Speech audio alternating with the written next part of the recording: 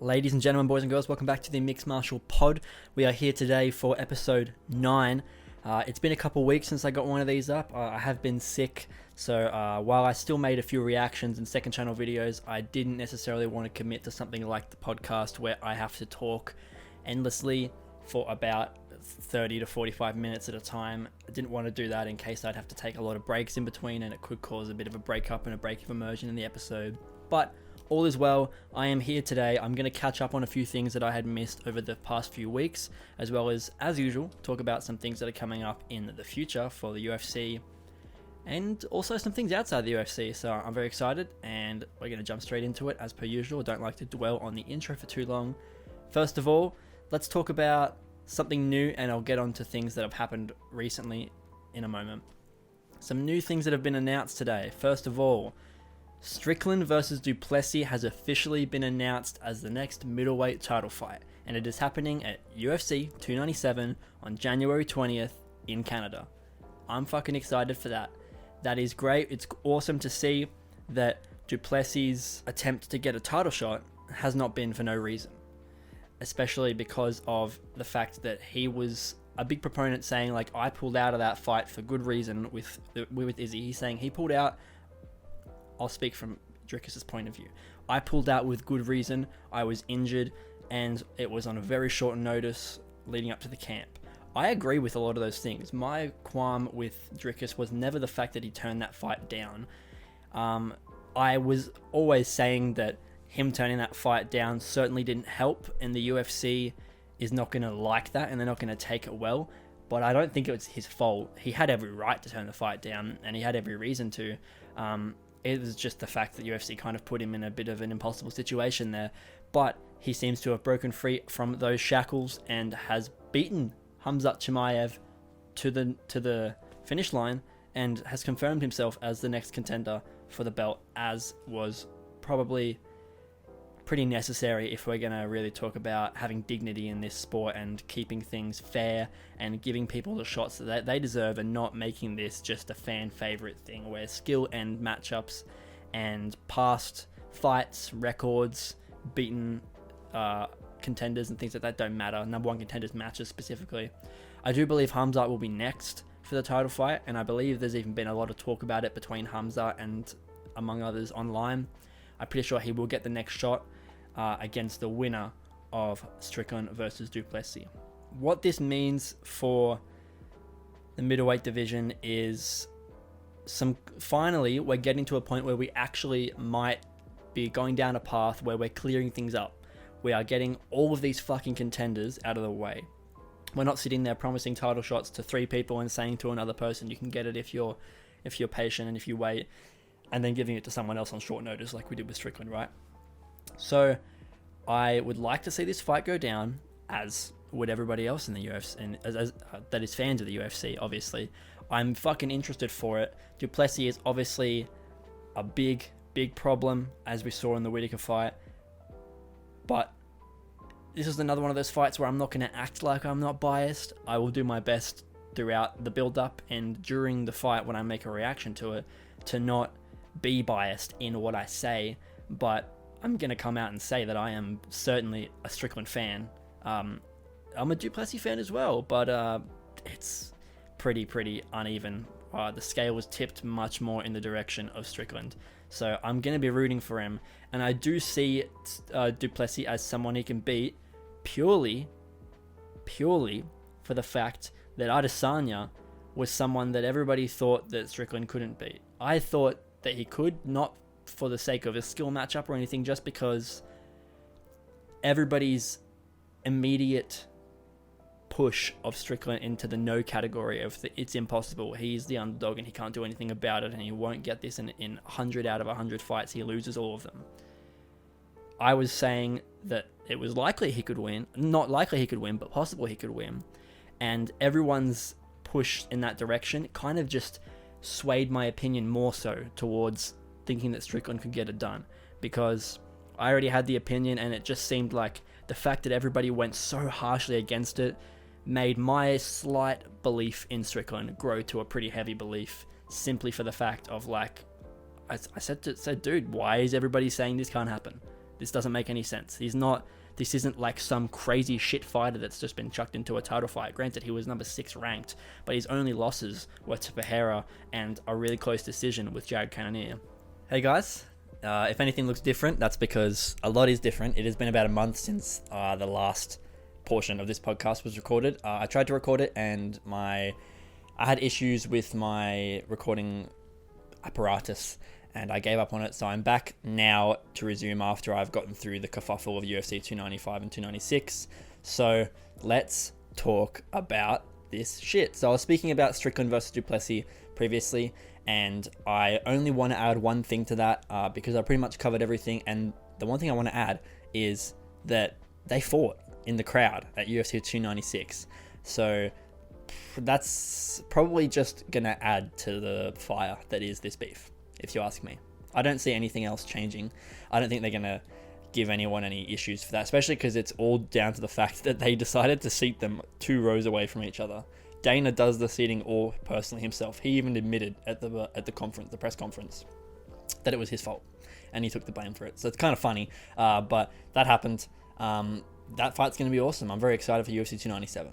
So other than that, we have a couple of things to go over. So UFC 298, obviously we know we have Volk versus Ilya set for that card. That's going to be awesome. We have UFC 299 in March, and that is O'Malley versus Cheeto. And April 13th, I really hope I'm not wrong with that. April 13th, I believe, is UFC 300. They announced that at UFC 296 as well. They haven't said anything about the fights, but the date for it is April 13th. I hope. That number sticks in my head. I'm pretty sure from memory that that's what it is. So it's cool that we've had our first public confirmation of sorts for that event. So I'm very excited. A couple of things to go over from UFC 296. So let me just dabble in a couple of fights momentarily and we'll swiftly move on. Yair versus Alex. I enjoyed the fight. It was fun. It was cool. It was a nice striking back and forth we had between the two guys. The stoppage was a lot of people said it was early. I think it was much more acceptable than people wanted to admit. They're not giving Alex the credit for the stoppage as much as they should be, which is fine, especially if you're a fan of Yair. I can understand why you might be a little bit more upset about the way that fight ended, but it ended fairly, and Alex Pereira is now the champion, so that's cool. I think that the winner of Ankalaev versus Walker, which, as we know, is the first card of this year, of next year, I guess, technically. It's the week before UFC 297. I think it is on January 14th, I want to say. Don't quote me on that. I think the winner of that should fight Alex. And then Alex fights Jamal Hill when he returns. Because I don't think Jamal Hill is going to be back until July or something like that. July, August next year. So it would be kind of ridiculous for Alex to wait that long. Especially when he said that he wants to be an active fighter because he's not old, but he's getting old, and he says, like, I've only got a few more years left of fighting, so I want to get it all in now while I have the chance, you know. So that's what I think should happen next with the not even the middleweight division. I'm so used to Alex being middleweight, light heavyweight division. I believe that is the path of the near future. So let's hope that's how it goes. Tom versus Sergey. Awesome fucking fight for Tom in his career. Tom needed that, especially after he already had a good comeback from his injury, but that one loss can make a big difference of what your record looks like, especially when you haven't been punched. Like, you haven't been knocked out. You haven't been taken to a decision to lose. He tore his ACL or MCL, whatever it was, his knee, and then that counts as a TKO loss. So it's really, really ugly for your record, but this is exactly what Tom needed, and he did it. He came back, and he managed to get himself an interim title fight, and then he went out there and fucking knocked out Sergey Pavlovich. So that was an awesome spectacle. I've said this time and time again. I'm going to say it one more time. I believe Sergey Pavlovich, Tom Aspinall, and Cyril Gane are at least the next 2-3 years of the heavyweights top contenders. I think those guys are all going to be fighting people for contenders matches as well as in the title fights. I don't think many people are going to get past them. I don't think there's going to be many heavyweights that can beat Sergey. I don't think there's going to be many heavyweights that can beat Gane. And I don't think there's going to be many heavyweights that can beat Tom Aspinall. Besides John Jones. He could. But he needs to fight him so we can find out. How are we supposed to know that Jon Jones is the best heavyweight in the world if he does not fight the actual number one contender right now, who is not even a number one contender? He's an interim champ, which is number one contender times 10.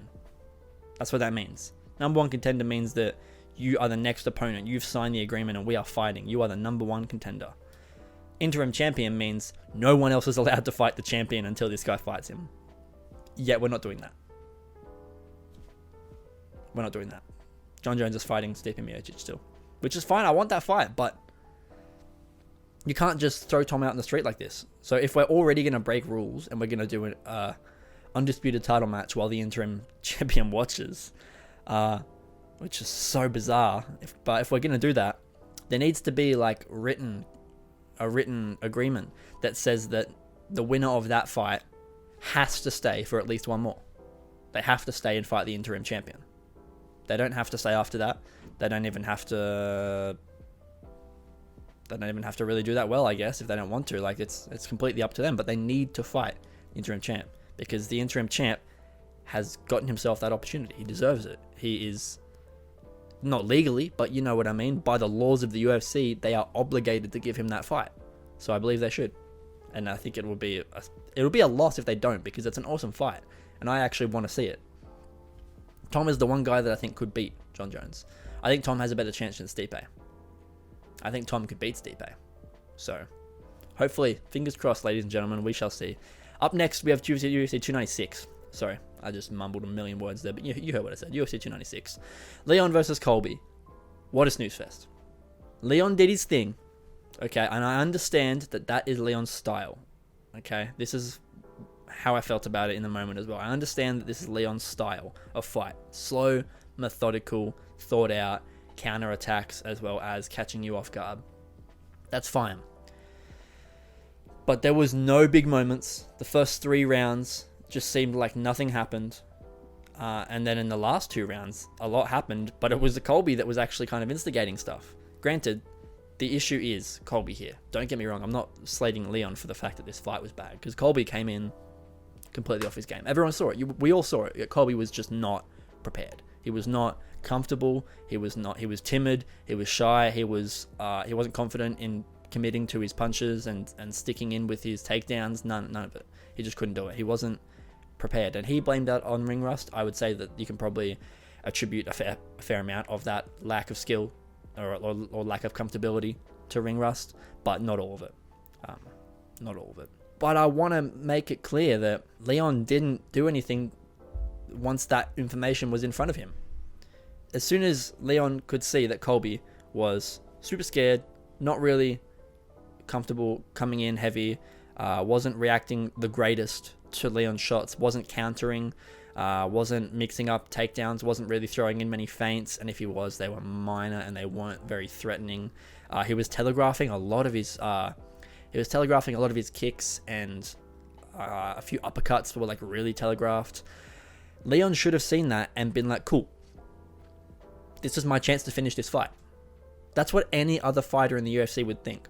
They see their opponent floundering and struggling to land, being uncomfortable, being timid, especially when you know that your opponent hasn't been in there for over a year and a half. Any other fighter, their brain immediately goes, tink, oh cool, this guy is fucking dead meat. This is breakfast. I'm going to tear this guy up. He's not comfortable here. So I'm going to turn up the heat. Leon didn't do that. Leon stayed slow the entire fight. And I wouldn't have been actually that mad at Colby being lackluster if Leon just had have capitalized on it. He didn't do it. He did his thing. He stuck to his style. But that's not entertaining, dude. It's not entertaining. Like that there was no big moment for Leon. Leon didn't have a single big moment. There was just bad moments for Colby.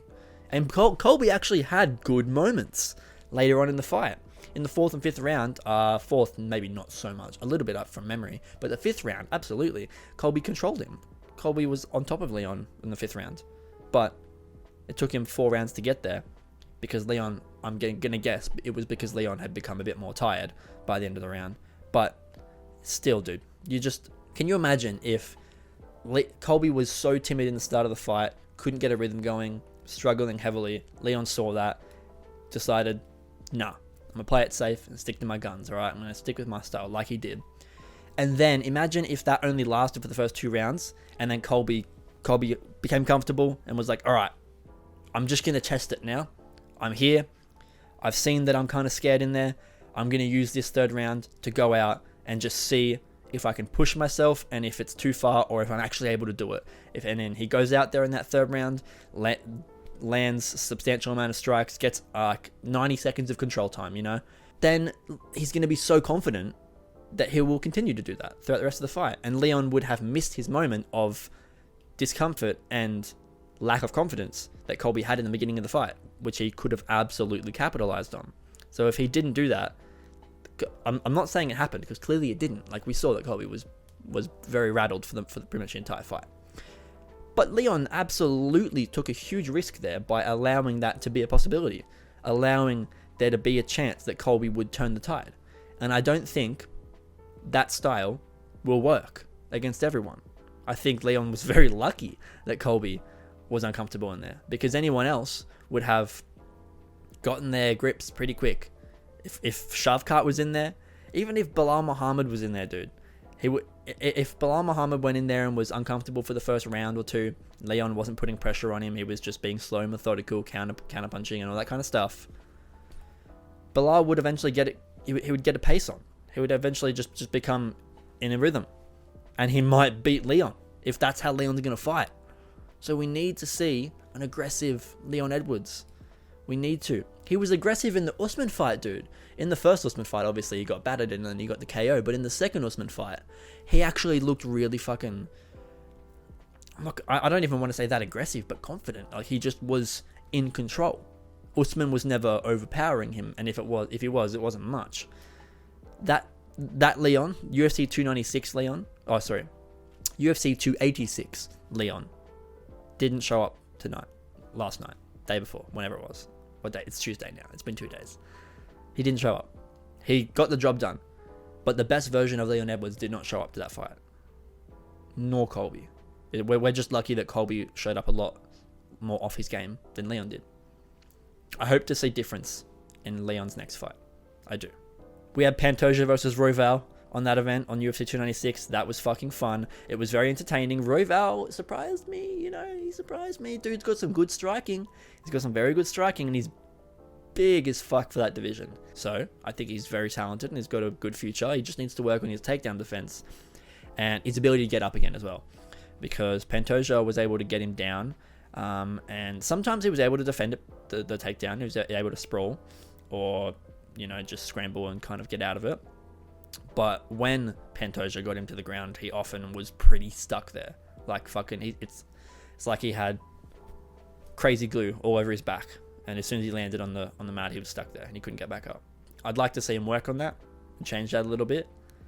But aside from that, he did really well. He stuck it to Pantoja. Pantoja 8 punches in that fight, dude. Especially towards the end in the last 2 rounds. Pantoja 8 punches when he got tired.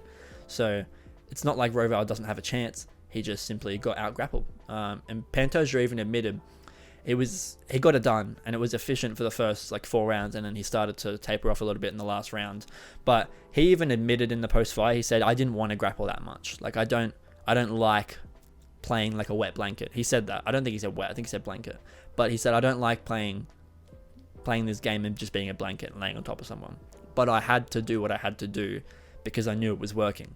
I knew that it was actually, it was nullifying Royval. He had to do it. So he found a technique, I guess you could call it, a tactic, sorry, is the word I'm looking for. He found a tactic and he used it. Why wouldn't he? It'd be dumb to not use it. So as much as it might not be the most entertaining, it was efficient, and it's not like he just hugged him for the entire fight. Like, there was still moments on the feet of striking and Pantoja being successful with So in the earlier rounds, as well as some scrambly grappling as well. It wasn't an Almeida fight, you know what I mean? Like, there was actually some action to it. So it was fun. I enjoyed it. I'm glad that Pantoja was able to publicly say that he was like, I didn't want to do that, but I had to do it. I'm going to keep working on my style, and maybe in future I won't have to do that as much with guys that are good at striking. So it's cool. I hope to see that kind of Pantoja emerge in the next title fight. On from UFC 296, we have some news to talk about. So obviously we know Walker versus Ankalaev 2 has been rebooked for the first main event of the year. So that is a great choice by the UFC, honestly. Like, you got to give it to them. That's a good way to get everybody hooked back in. Because everybody thought that fight was so dumb with the stoppage. And they said, rebook it before the year ends. Like, give me that fight again immediately. I want that fight. So then they said, okay, we'll rebook it. But they're using it as the very first main event, which is perfect to just hook everyone back in. To be like, hey, guess what? We're back, and it's that fight you guys wanted. Haha. So I think a lot of people are going to tune back in really early in the year because of that. I think from memory, the start of this year, the first card was Strickland versus Imavov, I believe. I'm pretty sure that was the first card in January of 2023. But I don't remember. And if so, it's not a bad fight, but it's not a huge fight. You know what I mean? So I'm not sure that there was that many eyes on it. This one's a big fight. This is one that actually a lot of people had eyes on. So I think it will actually bring a lot of people straight back into the UFC, straight back into the mix of things, before the first pay-per-view even comes around. So good job, UFC. Good marketing. After that, obviously 297 we have, so that's fine. And then in February 10th, this is a weird one, right? Officially, we have Joe Pyfer versus Jack Hermansson announced on that date. But we also have a board in Dana's office there was photos of it. There was a big leak when the Nelk boys went and did a podcast with Dana recently. I think the cameraman caught a bunch of the planning boards in the shots when they were moving around the room. So some stuff got leaked. And one of those leaks was Sandhagen versus Umar. The rebooking. They rebooked Corey Sandhagen versus Umar Nurmagomedov. It was meant to be on February 10th, though, which is the same date as Pyfer and Hermansson. So I'm not sure whether one of them has been cancelled and then the other is replacing it, or if one of them's been rebooked. So I'd say one of them has likely been rebooked. But that's the two fights that could happen on that date. Pyfer versus Hermansson, which I'm excited as fuck for. I'm really happy that Joe Pyfer's getting a chance at a ranked fight early too, man. It's not that early, but it's early. He's a star. He's a rising star. He's climbing that ladder quickly. And then Sandhagen versus Umar, obviously the fight we all wanted and were very excited for earlier in the year and we didn't get, should be coming around again. So hopefully we actually do get that. Umar hasn't fought in over a year by that point, but that's okay. Moving on from that, we have, lots of fights have been confirmed now. I will pull up shortly UFC 298 to talk about, but first of all, I want to go over all this stuff we have for UFC 299 because Dana confirmed it all at the press conference for 296. I believe it was that press conference, yeah. Some of these actually may not be confirmed, but they're very, very, very heavily implied. So, Whittaker versus Costa at UFC 299. Fucking nice. Michael Venom Page versus Kevin Holland. And this one is verbally confirmed by Dana. So Michael Venom Page is signed with the UFC, in the UFC, and going straight into a ranked fight with Kevin Holland. This is exactly what they did with Michael Chandler. This is exactly what they did with Michael Chandler. They signed him from this other promotion. He's already a big name, so he doesn't need to prove himself. Straight to a ranked fight. I don't blame him. And from memory, with the way that Michael Chandler made his entrance at the UFC, he had 2 fights. I think he fought Dan Hooker and one other person. And then he fought Oliveira for the vacant title. Even if it's not that quick. He fights Holland. MVP fights Holland. He's ranked 12th. Or 11, depending if they want to put him a little bit higher. 12, 10, 11 in the welterweight division. He fights one more time. He gets into the top 6, 7. Maybe one more fight. Top 5. 4th fight in the UFC could be a title fight. That's totally possible. This is under the impression that he's going to win these fights. Obviously, he's 36. He's getting up there in age, so maybe he is not in his prime. That doesn't mean he's going to lose badly, but that might mean he doesn't necessarily have the caliber of skill anymore to be able to get himself to that title fight and win it as well. So, either way, MVP versus Holland is a cool matchup. It's a great way to introduce him to the UFC fan base. So, I'm excited to see that. Next up at UFC 299, we have Garry versus Geoff Neal. So, this, I believe, is the fight that Ian Garry already had. Before he fought Neil Magny, I believe Geoff Neal was his opponent. and then Geoff Neal had to pull out for some reason, I don't remember, and then Neal Magny filled in, and then Garry beat Magny, obviously, and then they booked Luke. The fight got cancelled, and it appears that they've rebooked Garry versus Neal. Garry versus Neal, yes, at 299. So that's going to be a cool one. It's going to be nice to actually see Garry back, considering he had pneumonia. He didn't get to fight at UFC 296, so that's fine. Hopefully he returns. And it's interesting. There's a lot of shit. I'm not going to talk about it, but there's a lot of shit happening online with Ian Garry right now. So, yeah. Next, at UFC 299, we have Burns versus Maddalena. Boom, baby, boom. Gilbert Burns versus Jack Della Maddalena. That one is fireworks. This is the fight that I think Maddalena deserves. Not Burns specifically, but in terms of... It's a high profile, is what I'm trying to say. There you go. It's a high profile fight that I think Maddalena deserves. And Burns is just a dog. Burns is going to beat everyone all the time, except for... I'm glad somebody out there can't finish a one-armed fighter in a 5-round fight. Last but not least, we have Petr versus Song Yadong. The rebooking, obviously, this was also meant to happen recently at... it was a fight night. It was meant to be at UFC in Shanghai. And that event got completely cancelled and just made into an Apex event between Song and Chris Gutierrez. So that one was also rebooked. So we have Petr returning once again to see if he can break his losing streak. Granted, this is one of those losing streaks where Petr's in the same situation as Tony was in. Not now. Tony's much further. But Tony, in his first 3 losses, he looked bad in them, to be fair, which Petr hasn't looked bad in them. But they were all to really high level guys. It wasn't until his 4th or 5th loss that Tony started to be given lower level opponents that he then still couldn't beat.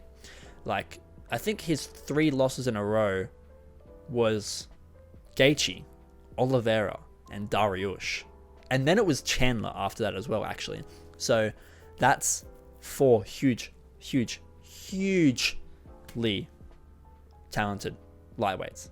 And Jan fought Aljo, O'Malley, and Merab. Literally the 3 best bantamweights in the world. Back to back to back. So, I mean, he needs a break, and I think Song Yadong is still a very, very fucking talented guy. But it's the lower level that Jan needs to be to be able to establish a point of victory, and establish a level of what kind of victory he's going to achieve. You know what I mean? So we can see whether Jan can only really make it to a point decision with Song, or maybe Jan knocks Song out in the first round. We have no idea, or maybe Song knocks Jan out in the first round. We will see just how good, 1, Song Yadong is, and 2, just how much depletion has occurred in Petr's career. I don't think it has been all that much. I think he's had a rough run, but I don't think he looks bad. Like I said before, Tony Ferguson, he looked bad in his first couple of losses after he started to go on that streak. The Gaethje fight, he got fucking beat up. In the Oliveira fight, he got fucking beat up. In the Dariush fight, he got fucking beat up. And in the Chandler fight, he got fucking knocked out. So that's just fucking tough, dude. Aljo fight with Petr, the second one, was close, so that's fine. The O'Malley fight was close, so that's fine. And Merab just wrestle fucked him. So Petr hasn't taken a lot of damage. He might have lost a little bit of confidence, but I don't think he's just entirely lost his will, and he's young too. Pretty sure that Petr is only 32 or something like that, so he still has the chance to come back. Aside from that, we have one more thing to mention. Is UFC Mexico. Boom. February 24th. Yair Rodriguez versus Brian Ortega 2. Woo! I'm excited for that. That's going to be fun. Ortega's finally returning, and it's against Yair, the guy that he had an injury to. And that fight ended really early. And I think for that reason, they deserve to rebook this. Not they deserve to rebook this. They deserve this rebooking. Because that's a grappling masterclass between those two. Sorry if you can hear the rain, it's very loud outside. And it's unfinished business. So I can see why they'd want to go back and get that one done. I don't blame them, and I'm excited to see it. As well as the co-main event for that is Brandon Moreno versus Amir Albazi, which could be a number one contender fight. I'm kind of edging towards the fact that it's probably a number one contender fight. So that the winner of that might fight Pantoja next. So we shall see. So that is all I have for you guys. Thank you very much for joining me for this episode of the Mixed Martial Pod. I think it's episode 9 that I begun a month ago that I'm finishing now. Episode 10 will come at the beginning of next year, so be sure to stay tuned for that, as well as check out all the reactions that came recently from UFC 296, as well as there might be some to come. I'm not entirely sure when exactly this will go up, but check that all out, as well as my second channel, Mixed Martial Plus, if you're into any gaming as well as just non-MMA related reaction style content. That's where you'll find it all. So be sure to like, subscribe, check on notifications so you don't miss any uploads in future, and I'll see you guys all in the next episode. Thanks for watching. Goodbye.